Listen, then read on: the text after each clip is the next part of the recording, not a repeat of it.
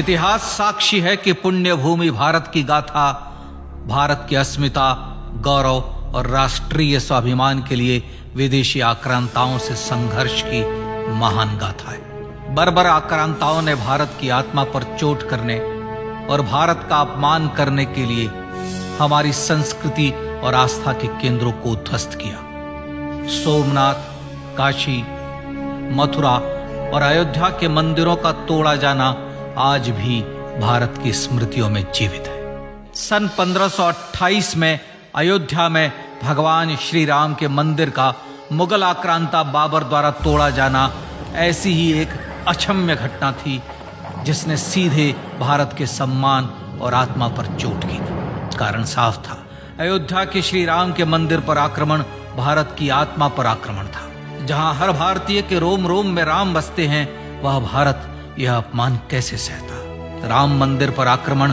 भारत को आहत कर गया था। विदेशी हमलावर अपनी बर्बरता दिखाते गए और भारत अपने आत्मगौरव को फिर से पाने के लिए संघर्ष करता रहा।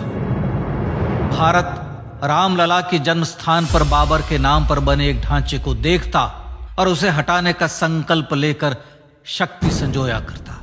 हिंदू समाज आत्मसम्मान के रण में डटा रहा और लगातार हमलावरों द्वारा बनाए गए बाबरी ढांचे को हटाने के लिए लड़ता रहा। सरयू कई बार रक्त से लाल हुई। कभी स्थानीय शासकों ने तो कभी साधु संतों और राम भक्तों ने राम जन्मभूमि की मुक्ति के लिए अपने प्राणों की आहुति दी। 74 बार युद्ध हुए। हम कुछ मोर्चे हारे, पर रण जीतने का संकल्प कभी कम नहीं हुआ। हिंदू समाज तलवारों से रक्त रंजित हुआ, पर उसने हार नहीं मानी। उसका संकल्प अजेय था।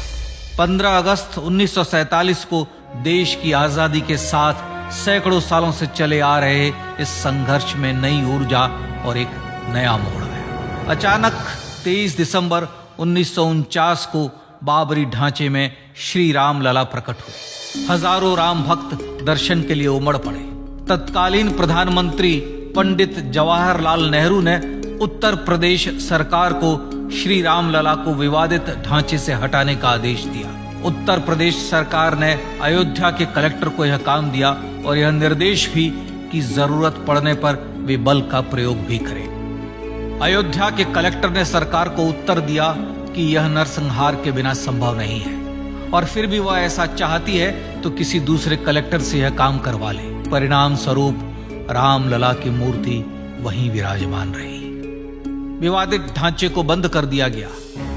केवल पुजारी को सेवा अर्चना के लिए भीतर जाने की अनुमति थी। फिर भी राम भक्त विवादित ढांचे के बाहर से प्रभु श्री राम की आराधना करते रहे। भारत के हिंदू समाज के लिए चुनौतियां और बढ़ गई। मामला अदालत में गया। विपक्षी दलों द्वारा अदालत में भगवान श्री राम के अस्तित्व पर सवाल उठाए गए। उनके अयोध्या में ही जन्म लेने का प्रमाण मांगा गया। भारत का जनमानस अब आहत हो उठा था। आजाद भारत में भी हिंदू समाज को अपनी आस्था और श्रद्धा के लिए संघर्ष करना पड़ रहा था। चुनौतियों के इस समय में सन 1984 में विज्ञान भवन दिल्ली में विश्व हिंदू परिषद ने धर्म संसद का आयोजन किया। इस संसद में देश भर के संतों ने राम जन्मभूमि की मुक्ति के लिए आह्वान किया और राम जन्मभूमि मुक्ति यज्ञ समिति का गठन किया। धर्म संसद ने राम जन्मभूमि की मुक्ति और वहां भगवान श्री राम के भव्य मंदिर बनाने के भारत के जनमानस के संकल्प को फिर से दोहराया। विश्व हिंदू परिषद के नेतृत्व में मंदिर निर्माण के लिए पूरे देश में अभूतपूर्व आंदोलन की शुरुआत हुई। श्री राम जन्मस्थली मुक्ति यज्ञ समिति के साथ देश भर में राम जानकी की रथ यात्राएं निकली। राम लीलाओं में राम कथा के माध्यम से भारत का आम जन फिर से जुटा। अब सबके मन में एक ही प्रण था, एक ही लक्ष्य था। अयोध्या में जन्मभूमि पर भगवान श्री राम के भव्य मंदिर का निर्माण। सन 1989 में विश्व हिंदू परिषद द्वारा गांव-गांव से रामशिला पूजन करके अयोध्या भेजी गई। 2,75,000 गांवों से रामशिलाएं अयोध्या पहुंची। भव्य राम मंदिर के शिलान्यास का निर्णय हुआ। पूज्य संत महात्माओं और हिंदू समाज के अन्य प्रमुख नेताओं के निर्णय के अनुसार अनुसूचित जाति के प्रमुख नेता श्री कामेश्वर चौपाल ने 9 नवंबर 1989 को मंदिर निर्माण का पहला पत्थर रखा। राम जन्मभूमि पर मंदिर निर्माण के लक्ष्य की पूर्ति के लिए सन 1990 में सोमनाथ से अयोध्या के लिए श्री लाल कृष्ण आडवाणी ने रथ यात्रा की शुरुआत की। देश में जन भावनाओं का ज्वार उमड़ने लगा। श्री लाल कृष्ण आडवाणी के रथ यात्रा के साथ साथ मंदिर के लिए जन समर्थन बढ़ने लगा और छद्म सेकुलरवाद बेनकाब होने लगा। इस जन आंदोलन को रोकने की तमाम कोशिशें हुई पर सब व्यर्थ हुई। विश्व हिंदू परिषद ने देशवासियों से अयोध्या में जन्मभूमि पर मंदिर निर्माण के लिए 30 अक्टूबर और 1 नवंबर 1990 को कार सेवा का आह्वान किया। परिणाम स्वरूप लाखों राम भक्त कार सेवा के लिए देश के कोने कोने से अयोध्या आए। इससे देश की एकात्मता का विराट दर्शन हुआ। कार सेवकों को रोकने के लिए उत्तर प्रदेश के तत्कालीन मुख्यमंत्री श्री मुलायम सिंह यादव ने अयोध्या में परिंदे को भी पर न मारने देने की घोषणा की। स्थितियां गंभीर हो गई। अयोध्या से 100 200 किलोमीटर दूर रेलगाड़ियां रोक दी गई। अयोध्या युद्ध भूमि बना दी गई। मार्ग बंद, रेल बंद, चप्पे चप्पे पर पुलिस। अयोध्या सैनिक छावनी में बदल गई। राम नाम पर ऐसी पाबंदी कि अर्थी ले जा रहे लोगों तक को रोका गया क्योंकि वे राम नाम सत्य कह रहे थे। लेकिन सैकड़ों किलोमीटर की यात्रा कर कार सेवक अयोध्या पहुंचने लगे। राम के गीत गाते, होठों पर हंसी और पांव में छाले लिए राम काज के लिए राम भक्त देश विदेश से अयोध्या पहुंच ही गए।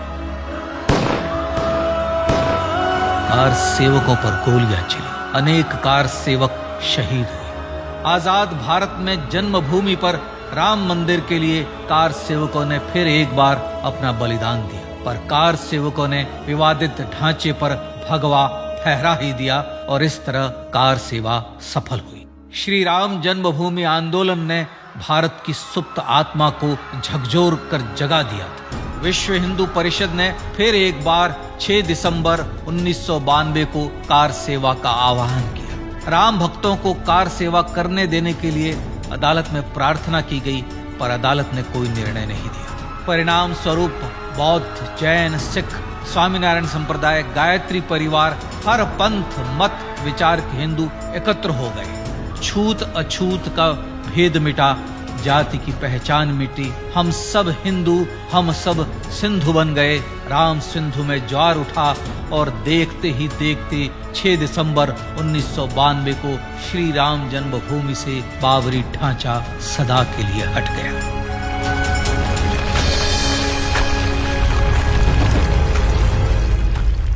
यह क्षण शौर्य, न्याय और सत्यमेव जयते का क्षण था।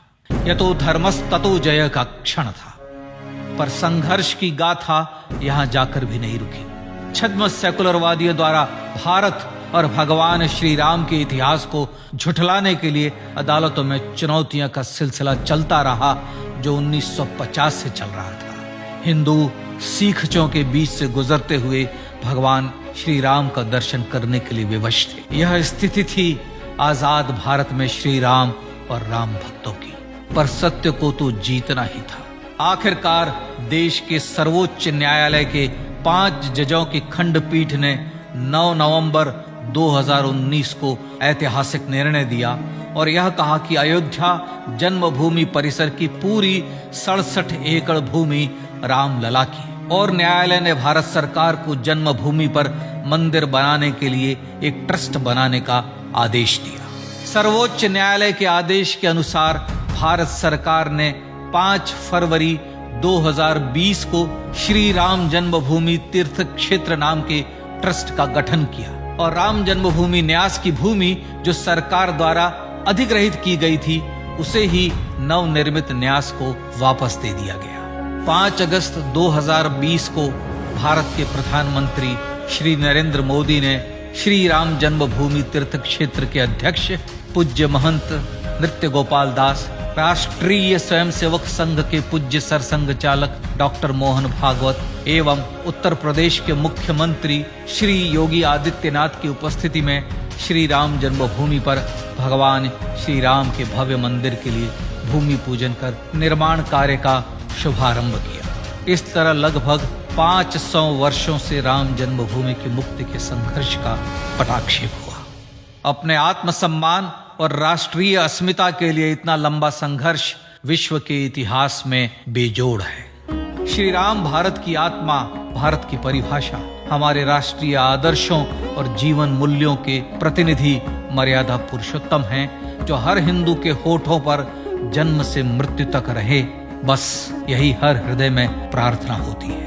राम भारतीय राष्ट्रीय स्वाभिमान और आसेतु हिमालय से समुद्र पर्यंत तक जन जन को एकात्मता के बंधन में बांधने वाले रक्षा सूत्र हैं। अयोध्या स्थित श्री राम जन्मभूमि पर बाबर का हमला वास्तव में भारत के स्वाभिमान और राष्ट्रीयता पर हमला था। प्रधानमंत्री श्री नरेंद्र मोदी द्वारा श्री राम जन्मभूमि पर राम मंदिर का पुनः निर्माण न केवल बाबरी मानसिकता का पराभव है, बल्कि संपन्न, सुखी, सुसंस्कृत, सर्वशक्ति संपन्न स्वराष्ट्र का सूर्योदय भी है। यह उस राम राज्य की दिशा में वह कदम है जिसकी अभिलाषा राज राजेंद्र चोल, कृष्णदेव राय, छत्रपति शिवाजी महाराज से लेकर महात्मा गांधी तक ने की थी।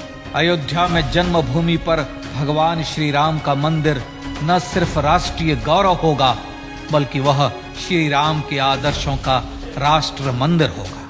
अब वह महान संकल्प पूरा होने जा रहा है। आइए इस राम यज्ञ, राष्ट्र यज्ञ में जिन ज्ञात और अज्ञात भारतीयों ने अपनी आत्माहुति दी है, उनका पुण्य स्मरण कर उन्हें श्रद्धांजलि दें।